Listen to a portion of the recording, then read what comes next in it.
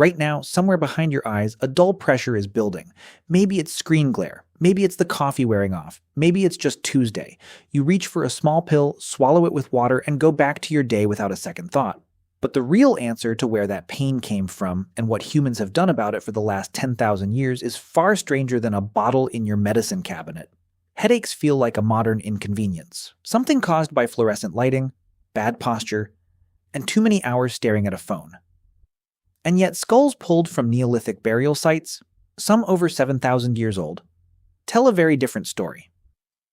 Ancient humans weren't just getting headaches, they were doing something about them. And the treatment they landed on is one of the strangest, most brutal, and most surprisingly logical chapters in the entire history of medicine. Let's start with the skulls themselves, because they hold the first clue.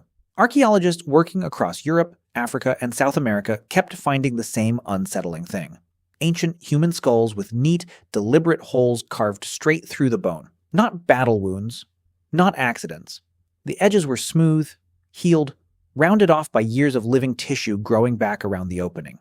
Whoever these people were, they had survived having a hole drilled into their head, and in many cases they'd survived it more than once. This procedure has a name: trepanation, the deliberate act of cutting, scraping, or drilling a hole through the skull while the patient was still alive. It's considered the oldest known surgical procedure in human history. Older than writing, older than the wheel, older than agriculture, in some regions where it's been found. And here's the part that should stop you cold. Roughly half of the trepanned skulls researchers have uncovered show clear signs of healing. That means the bone kept growing after the surgery. That means the person didn't just survive the procedure, they lived for years afterward. So why would anyone in a world without anesthesia, without sterilization, without any concept of germ theory, willingly cut a hole into another person's skull? The honest answer is that nobody knows for certain. But the leading theory connects directly back to head pain. Ancient healers had no way of understanding pressure, inflammation, or blood flow the way modern medicine does. What they could observe was pain. Pressure behind the eyes. A head that felt like it was going to split open from the inside. And in a world with no other explanation available, the logical conclusion was that something was trapped inside the skull, and the only way out was through the bone itself. Think about that for a second. If your head feels like it's about to explode from internal pressure, and you have no concept of blood vessels or nerve inflammation, the idea of literally releasing that pressure through a hole isn't actually irrational. It's a reasonable hypothesis built on the only evidence available. Wrong in its details, but shockingly close in its instinct. Migraines, after all, really are caused by pressure and swelling, just not the kind a drill can fix. Ancient surgeons were pattern matching against a problem they could feel but never see, and trepanation was their best guess at a solution. But headaches weren't only treated with surgery. Long before anyone understood pharmacology, ancient cultures across the world had already stumbled onto something that modern science would later validate almost exactly. Ancient Sumerian and Egyptian medical texts, some dating back over 3,500 years, describe headache remedies made from willow bark. The Ebers Papyrus, one of the oldest surviving medical documents on Earth, lists willow among its treatments for pain and inflammation. Willow bark contains a compound called salicin. Your body converts salicin into salicylic acid, a natural anti-inflammatory. And if that name sounds familiar, it should. 19th century chemists eventually isolated and modified that exact compound into acetyl salicylic acid. You know it today as aspirin. That means the pill sitting in your medicine cabinet right now is a refined, laboratory-perfected descendant of a tree bark remedy that ancient healers were already using thousands of years before anyone had a microscope. Nobody explained why it worked. Nobody understood inflammation at a cellular level. They simply noticed, generation after generation, that chewing this particular bark made the pain fade. And they kept doing it because it worked, long before science could explain the mechanism behind it. Here's where the story takes its first real twist. You'd assume that ancient people, lacking any real medical knowledge, would be worse at treating headaches than modern humans. And in most ways, that's true. But in one specific area, they may have actually understood something that took modern medicine centuries to rediscover. Ancient physicians, from Hippocrates in Greece to healers in ancient China, consistently linked headaches to diet, sleep, and stress long before anyone had the language of neuroscience to explain why. Hippocrates himself described a condition remarkably similar to what's now recognized as migraine with aura, including flashes of light before the pain began. He was documenting a neurological pattern over 2,000 years before brain imaging existed to confirm it.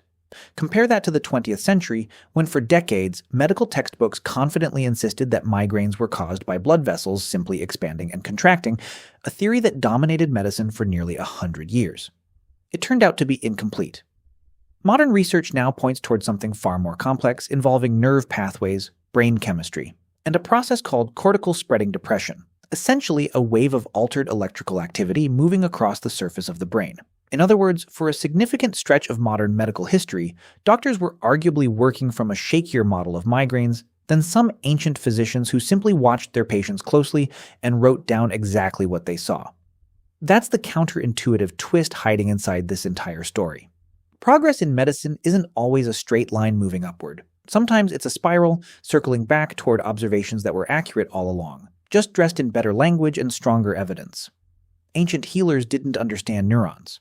They didn't understand serotonin, or blood vessels, or electrical signaling in the brain. But they understood correlation.